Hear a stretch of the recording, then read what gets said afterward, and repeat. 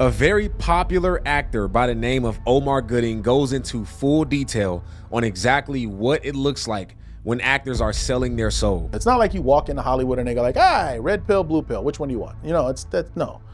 They put you through the test. And you're telling me Denzel was there and it was after 1 o'clock when he supposedly left? And beanie, socks, and a gold chain.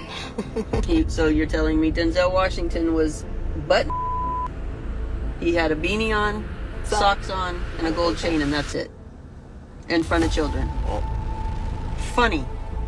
Because he sure portrays himself to be holier than thou. Well, so a lot of them do. All of these big dick deviants is all catching hell in 2024. It's up for all of them. It don't matter if you Diddy or whoever you is. TG Jakes, any of them. All lies will be exposed. That's all. From the outside, Hollywood looks like the ultimate dream. The flashing lights, designer suits, golden trophies, and cameras that never stop rolling. Every year, millions of people move to Los Angeles chasing that dream. But what most don't realize is that behind the glamour lies a quiet battlefield, a place where fame is not just earned, but often traded. Omar Gooding Jr. recently spoke about what really happens when that dream starts to demand a price. He said that in Hollywood, selling your soul isn't a fairy tale or a myth. It is a slow process of surrendering small pieces of your truth in exchange for success. It starts with something simple, maybe a role that feels wrong, a costume that disrespects your culture, or a situation that makes you uncomfortable. You tell yourself it's just one time, but that one time opens the door to more. Hollywood rewards those who say yes. It praises the people who never complain and labels those who question things as difficult. Omar said that every time you silence your spirit to fit into the system, you lose a little bit of who you are. This idea isn't just about actors. It's about anyone who's ever been tempted to trade authenticity for acceptance. That's why his words struck a chord across generations of performers and audiences. Omar's honesty peeled back the mask that hides the real cost of fame. They put you through the test, you know. They know who they can get away with what. People do things on camera because they're comfortable doing them. If they're uncomfortable doing them, they shouldn't be doing them. It's just that simple. That's when problems happen. Problems and cases and situations and all this inappropriate because you weren't comfortable doing it anyway, but you did it. And now you want to come back and say, I was so the whole time, I couldn't believe it. But the people doing the hiring go, I think they like this, or I think they're with it, or they're okay with it. I think they'll do it. This makes sense. Oh, they look like a natural. Oh, they're crying, this and that. They're fine. You okay with nudity? They strip. Oh, they're fine. They're good.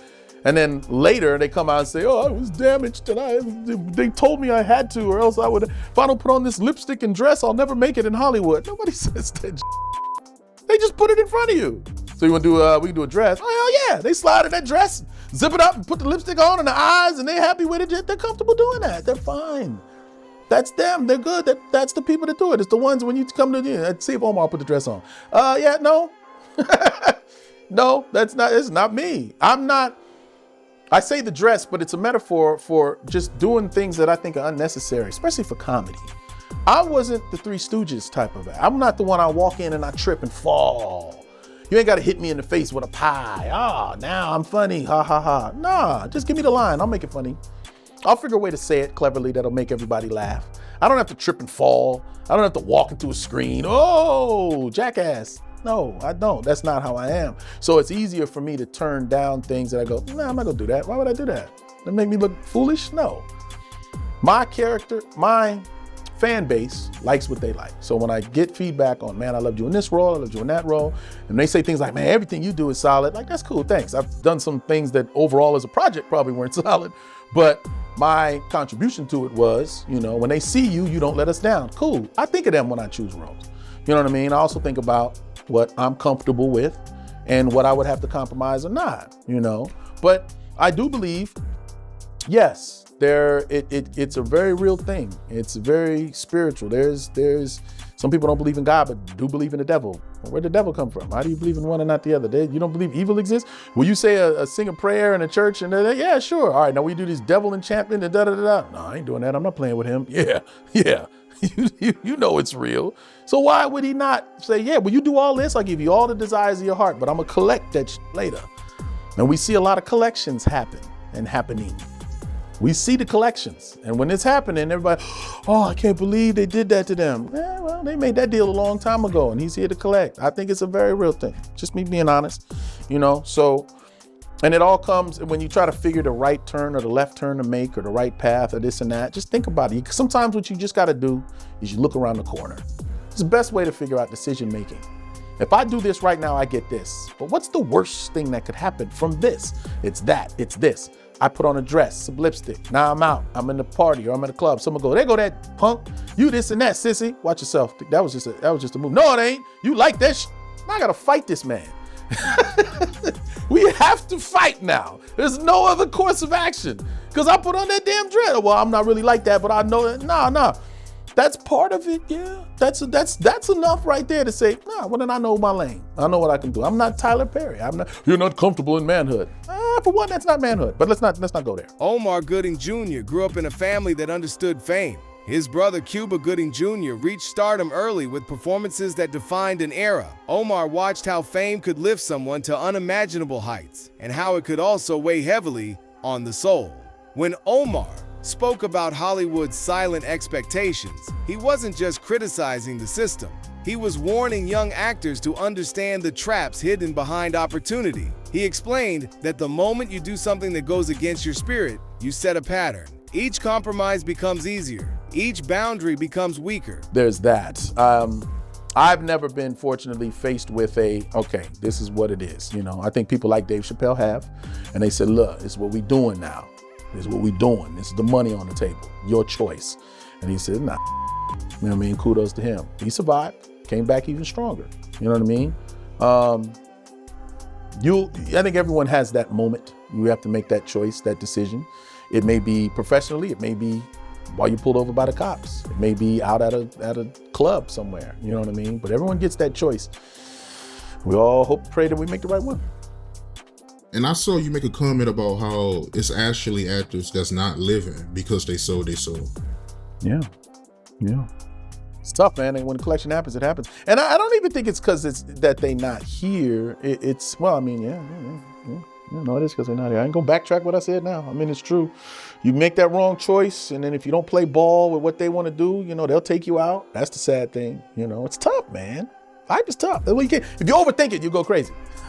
All the things that can go wrong right now to you right now could just your whole world up. So you don't think about it. You just make the best choices because it's you got to have fun in the control. You really got to control your environments now. There's cameras everywhere. There's phones everywhere. You may think it's funny. It may go viral in the wrong content. Now you're getting judged by the court of public opinion because you said some wild at a nightclub or XYZ. Good and bad things. You got to be careful how you engage strangers. They got people killing people off of internet beef. That's crazy to me. These people get brave behind the camera and then they want to take that. Be careful on so many different levels, man. But yeah, there's definitely a they and there's factions and all the secret society and all that type of a lot of closed door. There's a lot of them. Cool thing now is there's so many different outlets and platforms that you can use. You're not just limited to this TV show or this network or this and that. There's so many different streaming and platforms and so on. I don't think it's so much like I gotta do this. This is the only thing showing right now. Like, please, you have an option on your phone to watch 1 million different things right now. So, hopefully we just learn to make better choices because it's all common sense and it all catches up. I think the examples that we've been seeing a lot lately in the news with all of these cameras and all of these abilities to track people let you know, don't do no stupid whether it's spiking a drink or taking a drink, whatever you're doing, hey, we're watching, and then all of a sudden everything will catch up to you. You personally, you don't have to say their name, but do you know an actor that died because they sold their soul? Sure. The person I'm thinking of,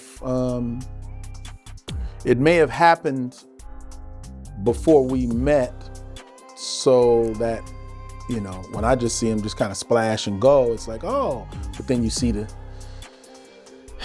real-time situations now and you're just like, damn, could they have been avoided? Maybe not, when they feel like they're really in anguish and they're really going through real life. You're going, damn, that sucks, man. But what did you brother, man, You did him dirty. He found success. Yeah, and he found success He reached the top, the mountaintop at the beginning of his career. He reached the mountaintop. It's like, now what? You know what I mean? When you're up there so early, I don't envy that. Like, I wish I won an Oscar for Baby Boy. That'd have been awesome, right? But how would I have handled that? With a new body and shit? I was already getting flirted with too much. An Oscar too? Oh, nigga, be dead. Ain't no way I would have survived that. Ain't no way. God has a plan. He know. Take your time. Maybe I'll get it when I'm like Morgan Freeman. For now, you look at the stories and the lessons and that have happened to the ones before us, and you hope to try to say, well, let me do better than that. That can't be me. Maybe I won't do this as much or that. I'm sure my brother looks at a couple things he did and was just like, yeah, I probably shouldn't have did that. But not criminal shit. Just bad judgment shit that makes it look bad. He gave examples of how the industry tests people, especially young black men. They are often offered roles that reduce them to stereotypes, loud, aggressive, or broken. Some accept those roles, hoping to break into the business. Others, like Omar, choose to walk away. He said that refusing those parts wasn't easy. It meant losing jobs and money, but he chose peace over pressure.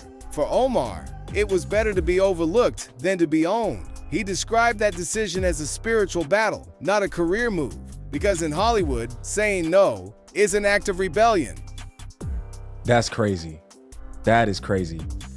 That's crazy that he is bringing up Dave Chappelle in that situation, because we just did a video on him recently, and it's more to the reason why he fled to Africa than what we know, right? And Dave Chappelle's friend, he said that Dave Chappelle came to him and said people were coming for him, and he was very scared, and he was asking him, do you believe me? Do you believe me? Like, it's crazy, man.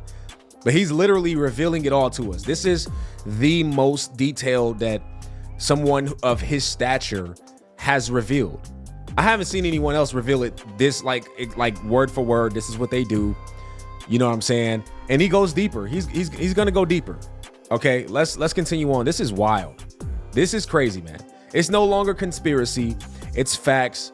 People are exposing what's actually taking place. He also spoke about the energy in the industry, the feeling that people are always being watched, tested, and tempted. He said that sometimes it's not about what you do, but what you're willing to tolerate. And if you show that your morals can be bent, you'll keep being pushed until there's nothing left of the person you were. When Omar called it spiritual warfare, he wasn't exaggerating. He said that fame can feel like a deal with dark forces, not in a literal sense, but in the way that people willingly trade their light for temporary rewards. He spoke about the pattern of collections, meaning that everything you do eventually comes back around. Omar said that Hollywood has a way of collecting what it's owed. Maybe not in money, but in energy and peace. You'll see it in the stories of stars who rise too fast, then fall into chaos. The fame that once gave them life becomes the same thing that drains them.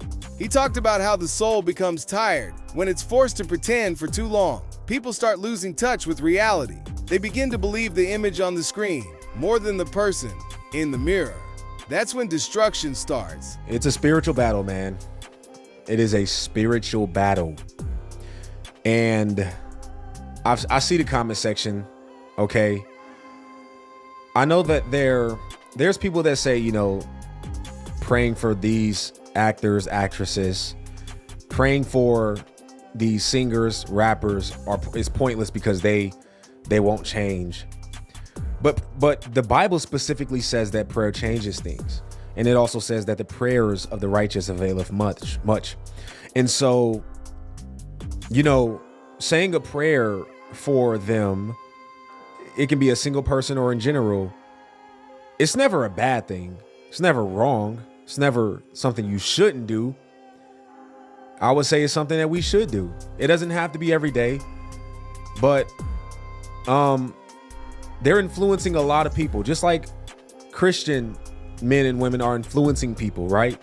Look at Philip Anthony Mitchell, right? Powerful man, loves the Lord, is doing a lot for the kingdom of God, drawing people back to the heart of God. He's influencing a lot of people. He's influencing a lot of people right now. In the same way, There are people that are influencing people for Satan and for the kingdom of darkness. Now we know we don't wrestle against flesh and blood, but we wrestle against evil, principalities in high places. So our weapons are not carnal. We can't fight this battle with a physical weapon. We have to fight it with the power of the Holy Spirit through our words, right? We have to fight it through our actions, as in how we live our lives, so that other people can see how Christians live their lives and honor God for the good that they see in us, and that our prayers can be effective in the kingdom of God. It's not a physical war, it's a spiritual war. But this is crazy. This Omar Gooding revealing this, honestly, I think it's like the most detailed that I've heard from someone who's an actual celebrity, who still is an actor, still gets roles, is still in Hollywood. But I don't know if I've ever seen him in a compromised position. And so I think he has the ability to call these things out because he's never been compromised, as far as I know. If you've seen him in a compromised position, let me know in the comment section. But from what I know, he's been a stand-up guy. I haven't heard too many things bad about him. Now, his brother, like he said, his brother got some things that we've heard, especially having a relationship with P. Diddy. But as far as Omar goes, I think he's a stand-up guy from what I've seen. And I'm glad that he exposed the things that are taking place. He put it out for us, y'all. He reflected on his brother Cuba's struggles with deep compassion. He said the spotlight can be both a blessing and a curse. Fame amplifies everything: your flaws, your temptations, your pain. And if your foundation isn't strong, it can break you. Omar made it clear that success without spiritual protection is a dangerous thing. He warned that the devil doesn't always come offering evil. Sometimes he comes dressed as opportunity, applause, and influence, but when the applause fades, you're left asking yourself what it costs to get there. Omar's story reveals a truth that many insiders quietly admit. In Hollywood, the real tests don't happen on camera. They happen behind the scenes. An actor might be invited to a meeting that feels off, or asked to attend a private event where things don't feel right. They might be told to go along with it because everyone does it. And if they refuse, they risk being labeled as uncooperative. That's how the system keeps control, through unspoken rules. It's not always about the big scandals the public hears about. Often, it's the small, quiet compromises, the ones no one sees. Maybe it's laughing at a cruel joke to fit in. Maybe it's taking a role that mocks your own people. Maybe it's pretending to be okay with something that makes your stomach turn. Omar said these small decisions shape your destiny. If you're not careful, Hollywood teaches you to wear a mask so tight that you forget what your real face looks like. He said the industry loves to find your weakness. Once they know it, they'll use it. That's why some people lose themselves completely. The parties, the attention, the validation. It feels good at first, but it's never free. And when you start living for approval, you'll do anything to keep it. That's the moment, Omar says, when the soul begins to crack. Diddy was at this party? Mm-hmm. Denzel Washington was at this party? Yep. Birdman was at this party? Yes, he was. And Young Jock? Yep. And you're telling me Denzel was there and it was after 1 o'clock when he supposedly left? And beanie, socks, and a gold chain. So you're telling me Denzel Washington was he had a beanie on, socks on, and a gold chain, and that's it. In front of children. Yep. Funny. Because he sure portrays himself to be holier than thou. Yep. So a lot of them do.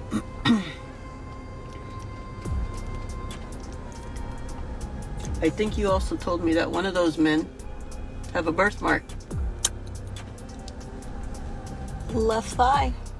So one of those men have a birthmark on their left thigh.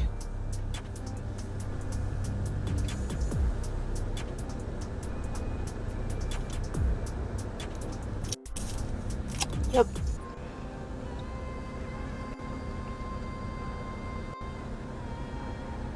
Did you have sexual interactions with Diddy? Yep. Denzel? And I know we don't tell on Denzel. You might not tell on Denzel, but your mama gonna tell on everybody. I ain't keeping no secrets.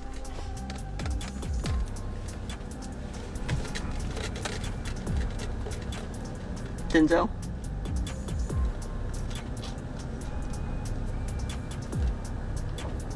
Yep. Birdman? Did Birdman promise you things? So much. Like what he promised Lil Wayne at a young age. Because you know we shared the system together. Shared birthday together too. I know a lot of you have seen P. Diddy get guardianship of a lot of young kids. That means he holds their contracts. I know you've heard me talk about Ali's contract and how often it gets auctioned off, and the things that come from that when it's auctioned. So when you're seeing that he was a guardian for these children, he's holding their MK Ultra contracts is what that translates to.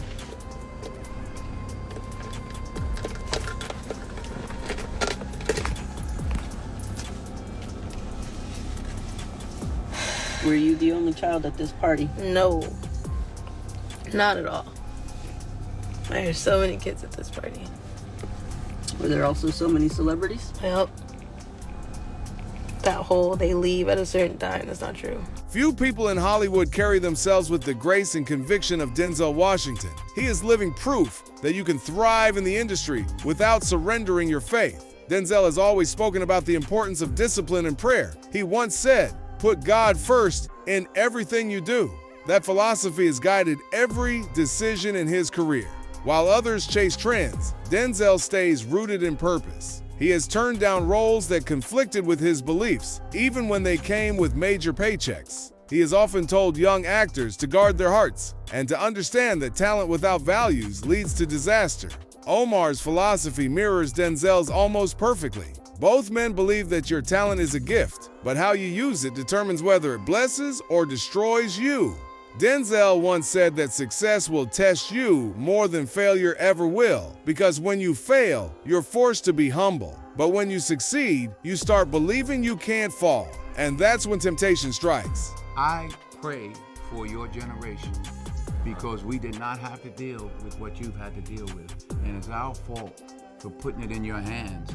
There were no 9 million opinions of every moment of my day. No documentation. People that like you and then suddenly they hate you and you don't understand why. And I never had, I don't even know what you call it, an Instagram account. Never had one. Link. What's the other name? LinkedIn. Twitter. I don't have any of those things. You don't have a LinkedIn? No. I have a Cadillac. The way Denzel carries himself, both on and off the screen, shows that true strength comes from knowing who you are and refusing to let the world redefine you. Then there's Keanu Reeves, the quiet contradiction to Hollywood's noise. In an industry obsessed with luxury and ego, Keanu walks in silence. He has no entourage, no mansion filled with paparazzi, and no obsession with fame. He gives away much of his fortune to the crews that work on his films. He rides the subway, eats with strangers, and treats everyone the same. Keanu doesn't preach about morality, but he lives it. He doesn't need to prove his humility because it shows in everything he does. His kindness is his rebellion against a system that rewards arrogance. Jimmy Kimmel is compromised. Frank Giustra, but best buddies. You guys, all of this stuff is interconnected. If you want to get into the club, if you want to make the money, if you want the fame, you basically have to sell your soul. And then, the club is populated on the top, It's all these people, and they all have that little secret, and they've walked around with impunity, like, oh, nobody knows. And it's so fucking them. I didn't think they would ever get caught. This has been going on for probably millennia.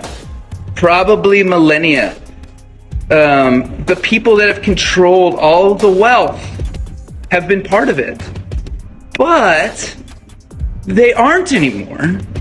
The Rothschilds are getting as we speak. People often bring up Keanu in conversations about purity in Hollywood because he has managed to stay untouched by the darkness that consumes so many. He has faced tragedy, loss, and pain, yet he carries peace that can't be bought. Omar's message about staying solid could easily describe Keanu. He's the example of someone who walks through the same temptations but refuses to bow to them. He reminds people that success is not about being worshipped. It's about being remembered for your integrity. You are not gonna believe what I just found. So my dad used to have a saying growing up that I certainly didn't appreciate when I heard it, and now as an adult, I get it. He used to tell my brother and I all the time that if you show me your friends, I'll show you your future. So when I saw this come across my social media platforms, it took me back to those days in my 20s where I wish I would have listened to my dad instead of having to learn those lessons the hard way. One of the most important lessons I wish I would have learned earlier was that the allure of being invited into certain rooms around powerful people is not more important than credibility. It's definitely not more important than integrity. But what jumps off the page here is the commentary that was used. Got to meet Hunter Biden today. He's awesome. So for somebody who spent the last 2 years trying to indoctrinate an entire generation of voters that Donald Trump was a felon and he's evil and he's the worst possible person to be sitting in a position of power, to refer to Hunter Biden as awesome calls into question credibility and integrity. Referring to somebody who had to accept a pardon for crimes that were committed going all the way back to 2011 so that he's not prosecuted for his involvement in some of the most atrocious corruption in global history is not awesome. Embracing somebody who has hundreds of crimes documented on a device that was made public, that were so horrific that it required 51 intelligence officers to write a letter that they know was a lie, claiming it was Russian disinformation so that it didn't tarnish a presidential candidate, is not awesome. And selling your soul just to get your foot in the door is definitely not awesome. As Omar spoke about the collections that come when people make moral deals, many online couldn't help but draw parallels to what's been happening with Sean Diddy Combs. Over the last few years, Diddy's name has become a symbol of what happens when unchecked power collides with moral decay. He was once celebrated as the ultimate mogul, a man who built empires from music to fashion. But behind the empire were whispers. Whispers that have now turned into investigations, lawsuits, and shocking revelations. Way in it. There's all of it coming right now. He has now imposed a sentence. Here it is. After all the many months of trial and the years of waiting to see what would happen, Sean Diddy Combs will be sentenced to 50 months in prison. That is 50 months in prison. Far less than the 11 years requested, far more than the 14 months. He will not walk out of the door behind me in the courtroom today. He will not be a free man for 50 months.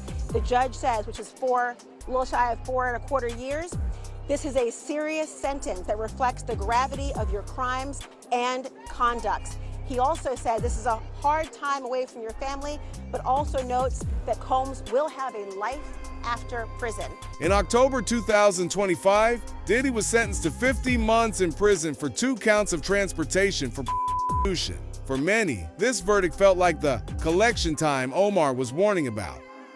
It showed that no matter how powerful you are, the truth always finds a way out. Omar's words about people being taken out resonated deeply when you look at figures who once ruled the industry, but fell because of the choices they made. 50 months. He spoke about getting Diddy a lot of years. You understand? He said this crime deserves a lot of years, but he only gave him 50 months. So I guess he looked at Diddy criminal history, Diddy, what he was doing into society or whatever like that, and said 50 months is a lot of months for him. But anybody else who's been in the prison system, anybody else who's been dealing with the courts and probably has some crimes under their belt, anybody else with this whole charge probably got way more months than Diddy got. Way more years than he got. So I don't believe that it played a big part. Anything that happened today played a big part on the judge's decision. I just believe the judge said that, listen, the prosecution is right about a lot of the defense is right about a lot of I gotta make sure that the people understand that you're not gonna be able to do this crime and get away with it. And if you could do 4.5 years in jail for doing this crime, you understand? Man, I'm gonna let you know you're gonna get 4.5 years or better. I'm gonna set some kind of precedent. Now, there's people that got way more years than that for the same crime. That's what the prosecution showed. They was in there showing because it was other elements other than institution. It was, like it said, relevant conduct, beating people, threatening people, coercion, all those things that had something to do with this. Diddy's story stands as a reminder that fame without moral foundation leads to collapse. The same stage that celebrates you can also expose you when your actions catch up. And in Hollywood, that moment always comes. Jim Carrey is one of the few who have publicly peeled back the illusion of Hollywood. After reaching global stardom, he admitted that the life he built was not real happiness. He began to speak openly about ego and identity. Jim said that Hollywood convinces people that if they become famous, all their pain will vanish. But once you get there, you realize the emptiness only grows louder. He once said, "I wish everyone could get rich and famous so they can see that it's not the answer." Jim compared fame to wearing a mask so long that you forget there's a person underneath. He said Hollywood doesn't just build stars, it builds illusions. It gives you a script not just for a movie, but for life. And if you play along, it rewards you. But once you start asking questions, it turns on you. His journey from comedy to spirituality mirrors what Omar described about spiritual awakening. Jim learned that losing yourself for fame is not a win. It's a quiet death of identity. And the only way to survive is to walk away from the illusion and remember who you were before the world told you what to be. I don't know. I can't serve the same stale dinner. You know what I mean? No, I always felt like the time for now is to do something new, you know, new now. And, you know, if I spent all my time doing a series of, I could have done several sequels with several characters, but I felt like that, you know, life is too short. I want to move on. I want to create. I want to, like, annoy people that are, you know, businessmen that want to take advantage of me. You want to rock a big mustache, the whole 9 yards. I just want to keep changing, morphing, you know, challenging people. Well, speaking of challenging people, you told us your grandson taught you how to floss for this film. Where do your skills stand now with the flossing? Have you held it up? I still do the dance, but I don't do the actual teeth thing. Right, exactly. Are there things that your grandson is interested in these days that now you're learning about and that maybe you even like? I haven't had the talk yet. No, he's 12. So it's a little early, but he is very critical of everything I do. Really? Oh yeah, he rolls his eyes at everything I do. But I was going to wear it tonight, actually. He left his tie at my house, and it was his favorite tie. It was a cat Santa tie. Okay. Little kitty cats with Santa on them. So I figured, well, that's kind of nice. He still has that. Christmas all year long. Yeah, that beautiful kind of innocence, you know? Anyway. Jim, you're set to be part of a Netflix special honoring your late friend Bob Saget. What does it mean to be a part of that? Well, you know, for me, I was just going down to the Comedy Store to pay tribute to a friend, you know, and it kind of turned into something else. And it was a really wonderful, amazing moment between a bunch of comics who, you know, sit around and laugh at really dark things. And, you know, and that's the way we have relief. That's why we're here. We're here to, you know, separate people from their egos. You know? Listen, you guys are the people to do it. You know? Yeah. Laugh at yourself, you're doing okay. You know? There's still hope. Now, as much as you are still open to creating and doing new things, you know, you did recently share that you're ready to take a break from acting. Can you elaborate on that comment? Are we really not going to get any more Jim Carrey roles? I got to get out of here before I slap someone. Seriously. No, I just, honestly, I feel like there's so many things, because I've been so busy for so long, that important things that I've ignored. Like, you know, there's 25 years of Mystery Science Theater I have to catch up on, you know, and there's painting. I do paint, you know, I'm going to be painting. I'm going to be putting NFTs out. I'll announce that on Twitter soon, where you'll be able to find that. and that's kind of fun for me still. Other than that, I'm going to strive for unexceptionalism. When you look at Omar Gooding Jr., Denzel Washington, Keanu Reeves, and Jim Carrey together, a powerful pattern emerges. They come from different paths, different generations, and different experiences, but all of them reach the same truth. Hollywood gives you everything except peace, and without peace, everything else loses meaning. Omar warns about moral compromise. Denzel teaches the power of faith. Keanu shows the strength of humility.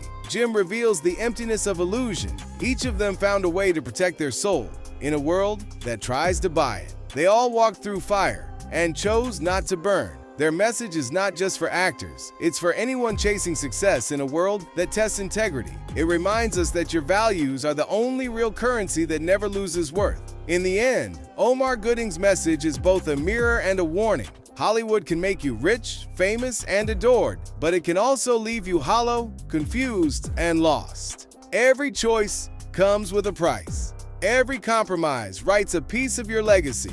The world might praise you for selling out today, but your soul will remember every deal you made to get there. Denzel, Keanu, and Jim Carrey prove that it's possible to stand firm in a system built on illusion. They chose truth over power and peace over pressure. The spotlight may fade, but integrity never does. Omar said staying solid is the real win, and he's right. Because at the end of the day, when the cameras stop rolling and the crowd stops cheering, you'll be left with only one question. Was the fame worth your soul? Let us know what you think in the comments below. If you like this video, hit that subscribe button so that you never miss out on any new videos. And until then, fam, keep it real.